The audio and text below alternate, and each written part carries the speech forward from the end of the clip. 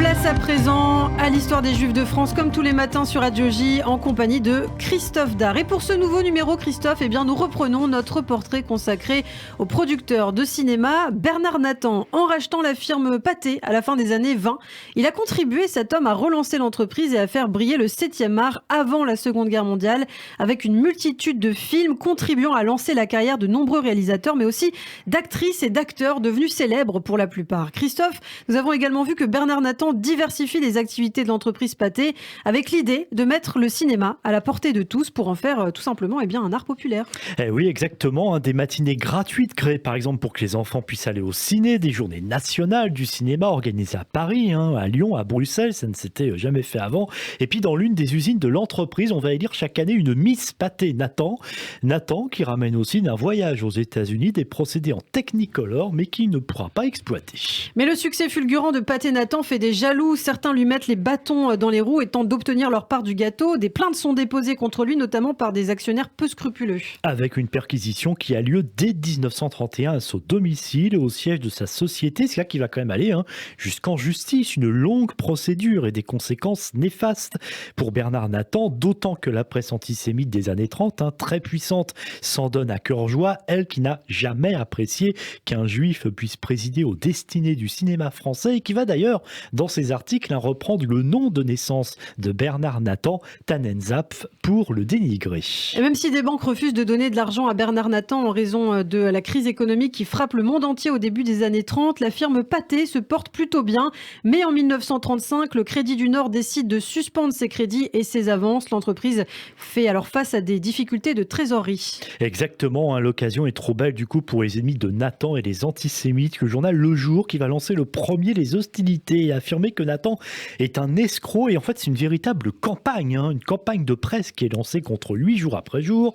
On fait de Nathan un nouveau Stavisky. On en a déjà parlé de cet homme, cet escroc bien installé dans les milieux politiques et économiques et dont la mort au début de l'année 1934 avait provoqué une crise qui avait fait chuter la Troisième République. Ce journal, Le Jour, qui dit de Bernard Nathan qu'il a repris l'affaire d'un bon Français, en l'occurrence Pathé, et que sous couvert de reprendre l'entreprise, il a en fait servi ses propres intérêts. Ce même journal réécrit à sa manière l'histoire de Bernard Nathan, ses origines roumaines et misérables, alors qu'il vient de la petite bourgeoisie et le prétendu échec de sa société de tirage Rapid Film qu'il avait fondée quelques années plus tôt lors de son arrivée à Paris. Et là encore, c'est faux, puisque Rapid Film a été une société florissante avant et après la Première Guerre mondiale.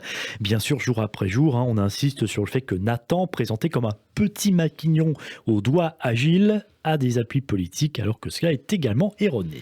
La faillite de la société Pathé en 1936 et les déboires judiciaires de Bernard Nathan, notamment son inculpation pour abus de confiance en 1937, sont également relatés au quotidien dans une presse qui s'acharne contre lui. Et en oubliant au passage de préciser qu'un type plutôt louche, Robert Dirler, nommé président du syndicat des actionnaires de Pathé Cinéma et qui va reprendre l'affaire un temps, est le vrai responsable des difficultés financières qui s'accumulent à la fin des années 30 pour l'entreprise. Nathan reste néanmoins très actif dans le monde du cinéma. Il aide notamment son frère Émile à créer une société de production, les films modernes. Qui va notamment produire Mayerling, un film avec Daniel Darieux et Charles Boyer, deux acteurs très populaires à l'époque, et qui revient sur ce drame qui s'est déroulé en 1889 lorsque l'archiduc héritier d'Autriche, Rodolphe, fils de l'empereur François-Joseph Ier d'Autriche et de l'impératrice Élisabeth dite Sissi, est retrouvé mort en compagnie de sa maîtresse, la baronne Marie Vetsera. À la fin de l'année 1938, après 7 ans d'enquête, Nathan est placé sous mandat de dépôt pour escroquerie. Contrairement aux accusations antérieures, l'infraction est cette fois réelle et prouvée. Il est à nouveau victime d'attaques antisémites encore plus violentes et pas seulement par la presse d'extrême droite. Et en 1939, c'est Match qui publie une photographie d'une vieille maison avec cette légende. Bernard Nathanson Tannenzapf est né dans ce taudis du ghetto de Jassy en Roumanie. En attendant que les années en fassent un bon fils d'Israël, le jeune Bernard garde les deux grands cochons gris qui sont la fortune de la famille.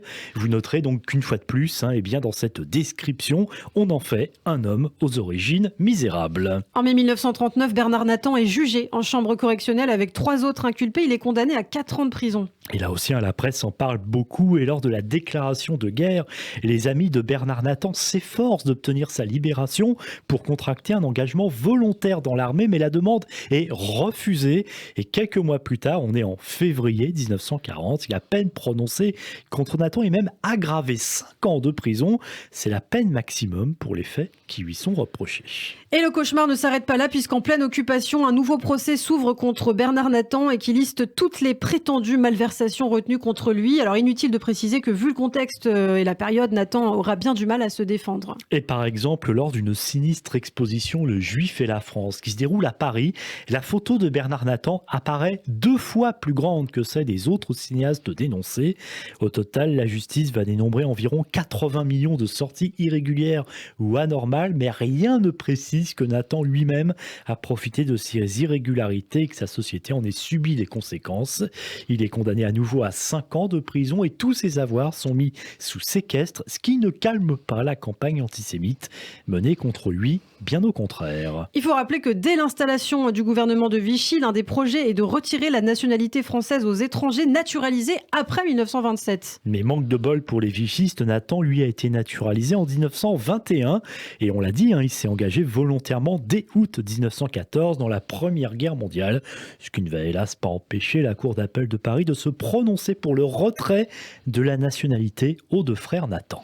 En juillet 1941, un juge se rend à la prison de Fresnes où Nathan est incarcéré pour lui signifier qu'il a 8 jours pour produire des preuves qui démontrent qu'il ne doit pas être déchu de sa nationalité française. Il écrit un long mémoire de défense depuis sa cellule le 21 juillet 1941. Il écrit habiter en France depuis 1906, être marié à une Française qui s'est engagée volontairement pendant la Première Guerre mondiale et qu'il est resté 30 mois sur le front avant d'être blessé, puis naturalisé 6 ans plus tard. Dans cette même lettre, très longue, Nathan rappelle que toute sa vie a été construite à la grandeur du film français qu'il a contribué à réveiller. Ici, d'ailleurs, les films produits qui ont permis à la France d'être la première industrie cinématographique au monde à la veille de la Seconde Guerre mondiale. Il souligne aussi en fin de lettre que la famille de son épouse est née en France et qu'elle est de véritables souches françaises, que ses 2 enfants ont été baptisés et ont fait leur première communion. Et le 11 mars 1942, Nathan perd la nationalité française. Le 23 septembre, il est remis aux Allemands, puis 2 jours plus tard déporté à Auschwitz. Il meurt en novembre 1942 à l'âge de 56 ans. En 1944 va se dérouler le procès en appel de Bernard Nathan qui confirme les condamnations pendant la guerre. Tous les biens qui ont appartenu ont été vendus, sauf une villa placée sous séquestre. Et on peut dire un plus ignoble encore, en 1949, alors que cela fait déjà 7 ans qu'il est mort, un procès va encore déclarer coupable Bernard Nathan. Il est condamné à 2 ans de prison, ce qui démontre bien qu'il n'y avait pas qu'une élimination physique de Nathan, mais également intellectuelle. Et il faudra de longues années pour que la vérité soit rétablie concernant Bernard Nathan et notamment sur son importance pour le cinéma français. Et l'un des témoignages qui va réhabiliter la mémoire de Nathan, c'est celui de la petite fille du cinéaste Georges Méliès, totalement oublié aujourd'hui et qui a pourtant été l'un des pionniers du cinéma. Madeleine Maltête Méliès affirmera dans son livre de souvenirs Méliès l'Enchanteur qu'alors que son grand-père a fini sa vie dans la misère, contraint de vendre des confiseries à la gare Montparnasse, Nathan lui a versé une pension mensuelle pour l'aider pendant 6 ans et sans que personne n'en sache jamais rien. Elle ajoute, et je la cite, « Au mois de septembre 1933, nous réussissons à partir pour la Bretagne grâce à un envoi toujours aussi discret mais plus important que les autres de Nathan qui a appris combien Méliès est triste de ne pouvoir se rendre au bord de mer comme chaque année. » Belle preuve de générosité. Eh bien, merci beaucoup Christophe Dard pour ce portrait très complet de Bernard Nathan en 2 parties à retrouver sur notre site internet radioj.fr et puis également, vous le savez, en vidéo sur notre chaîne YouTube. On se retrouve très bientôt pour un nouvel épisode de l'Histoire des Juifs de France.